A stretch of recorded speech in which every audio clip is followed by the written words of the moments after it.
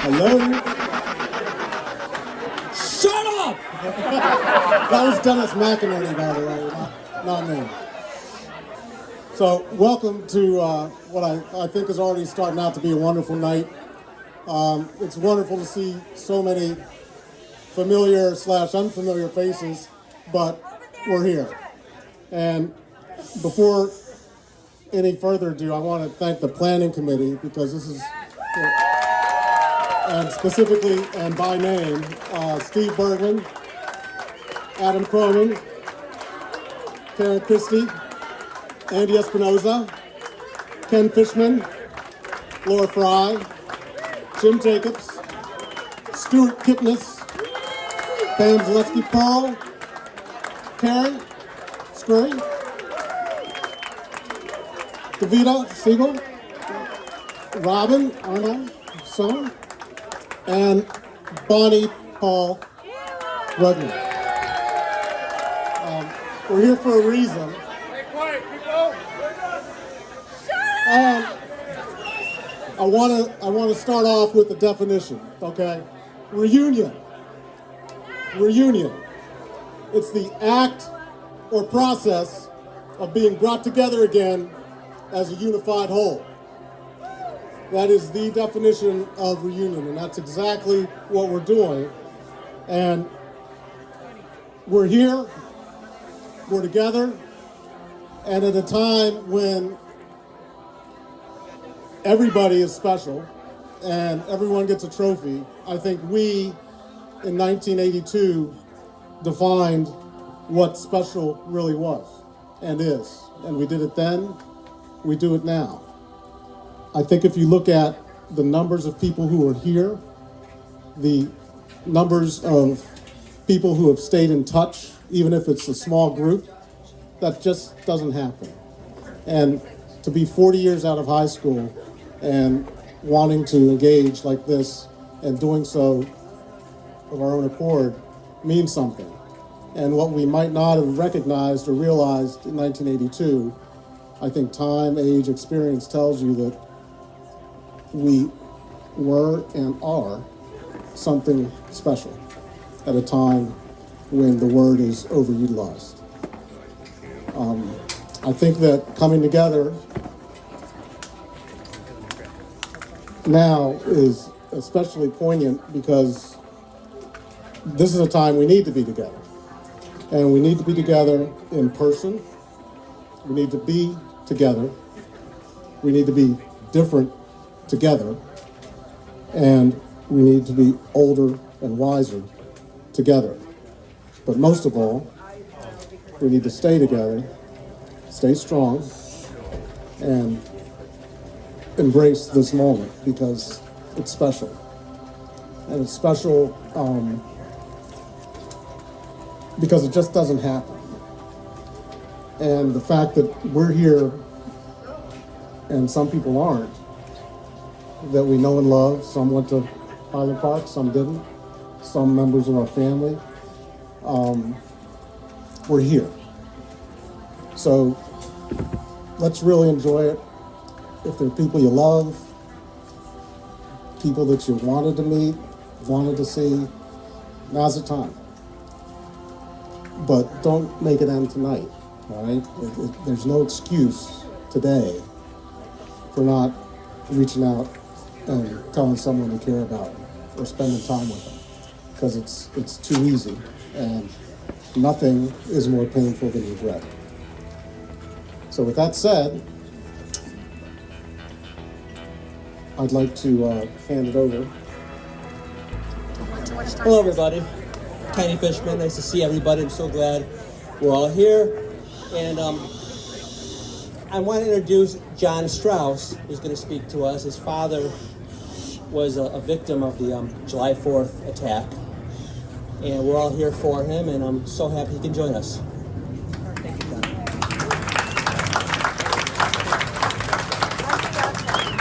Hi, everybody. I recognize about 1 in 50 of you. Yeah.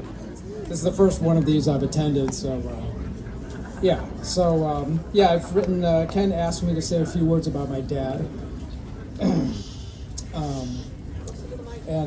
Okay, thanks. Yeah, it's a little, this is a lot. It's a lot to take in here. And, this whole thing has been a lot. The last couple of months have been, it's been, my life took a very strange and horrible detour. But me and my family are keeping it together, and we're actually, life goes on, and we're doing okay. So, anyways, I wrote this little speech, and it seems kind of strange whatever. I'll just stick to it, and get to the end of it. It's not going to take too long. So, thanks for indulging me for a few minutes to talk about my dad, who, as you know by now, was one of the victims of the July 4th shooting. My wife reminded me that this is not the funeral service, so I tried not to write a whole eulogy. I also want to thank everyone who's reached out to me and my family with their love and support. Coping with this tragedy would have been much harder without it. It was a double whammy for me because losing a parent is hard enough, obviously, but there's also the way my dad died, which unfortunately is always going to haunt me. I'm still in disbelief. The common refrain I hear from so many people is, there are no words. And that's true, the words do not exist. The whole thing was horrific and wrong. The evening before the 4th, we had been out to dinner with my parents, and my dad mentioned that he would be going to the parade as he did every year. The morning of July 4th, I heard news of shots fired in Highland Park. After many attempts to contact him and getting no answer, I headed up to my parents' house here in Highland Park. Halfway there on the expressway, I received the news from Highland Park Hospital that my dad was one of the victims. I'd had an ominous feeling as I was driving up there, and the news struck me like a bullet. It was far and away the worst moment in my life. I've talked to some of the heroic people who came to his aid and were with him when he was wounded, and it gives me some comfort to know he wasn't alone. This horrible event hasn't been easy for any of us to digest. Some of you were probably there, and a lot of you, I'm sure, know people who were there that day and were affected in one way or another. My heart goes out to everyone involved and to all of Highland Park.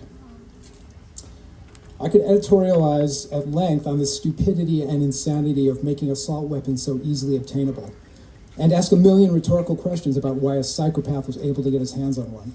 But I want to stay on task and talk about my dad. I don't want Stephen Strauss to be remembered only as the victim of a horrible and senseless crime.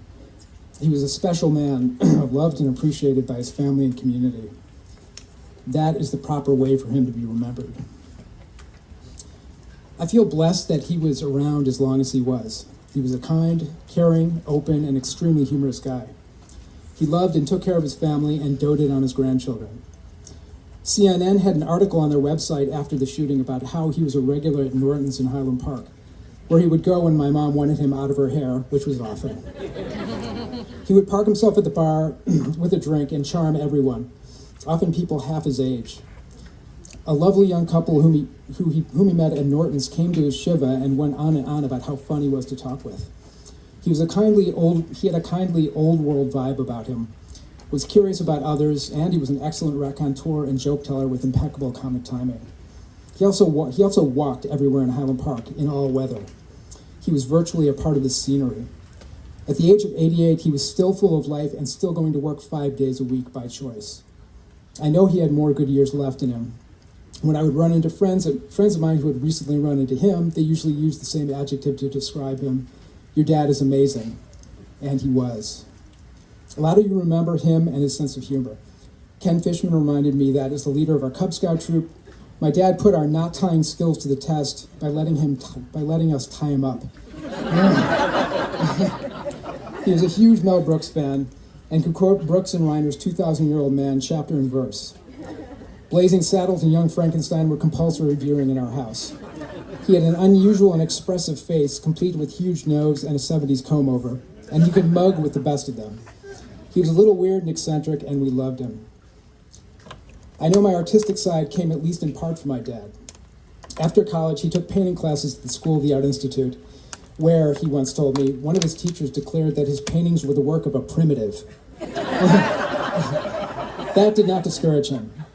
I have a small painting of his from the early 1960s. It's an urban scene showing a crusty-looking city guy trudging along a city sidewalk. an empty lot and apartment buildings in the background. The guy is probably in his late 50s or early 60s and wearing a hat and jacket. And he clenches a newspaper under his arm and a stogie between his teeth, looking like he's returning home after a hard day's work. He always reminds me of my dad, who grew up in Hyde Park and whose personality always had some city grit and soul in it, and whom I'll always remember walking up and down the streets of Highland Park.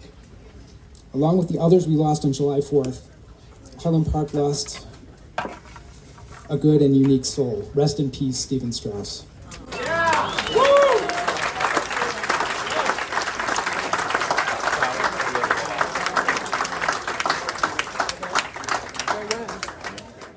Karen and I are going to name the people that are not able to be with us. During the 45 years since we first entered Highland Park High School, 24 of our friends, our neighbors, our classmates have passed away, leaving us with many memories and love from our times together and deep sadness from our losses. And we have a poster here, if you all want to look at it later, of the 24 students. Paul Coyotes. Scott DeGraff. Mike Phillip. Marshall Fisher Webb. Bill Fisher. Nelson Frazier. Jonathan Garfield, one of my oldest friends. Lisa Heller. Carmen Hernandez. Todd Holman. Kathy Erlin. Lisa Kirby. Sherry Cohn. Linda Levin. Ronald Nyman. Ted Rubenstein. Julie Sawyer. Richard Siskin. Richard Clay Steinbrecker. John Simons. Robert Turner. Don Vogelini. Lawrence Whipple. And Michael Whitehead. Our classmates Mary Cortesi and her husband, Dan, recorded a song tonight to remember our classmates who have passed away and who are victims of the July 4th tragedy. It is called I Will Fly. When my time comes to leave, I want you to know I believe that love goes on and it never dies. So when I'm gone, I will give you a sign. I will fly across the valley. I will end up in the pines. And when you hear a lonesome wren song, you will know it's me up on high. So please don't cry when I go.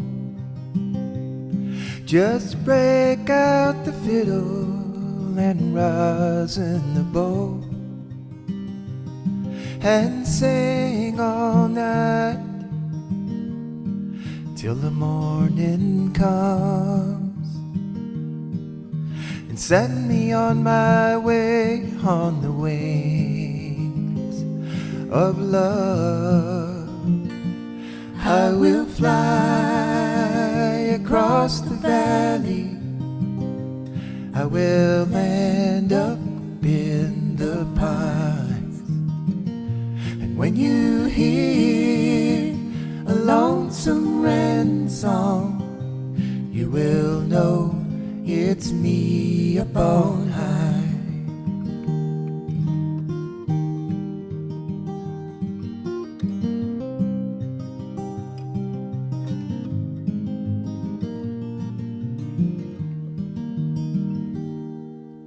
So throw my ashes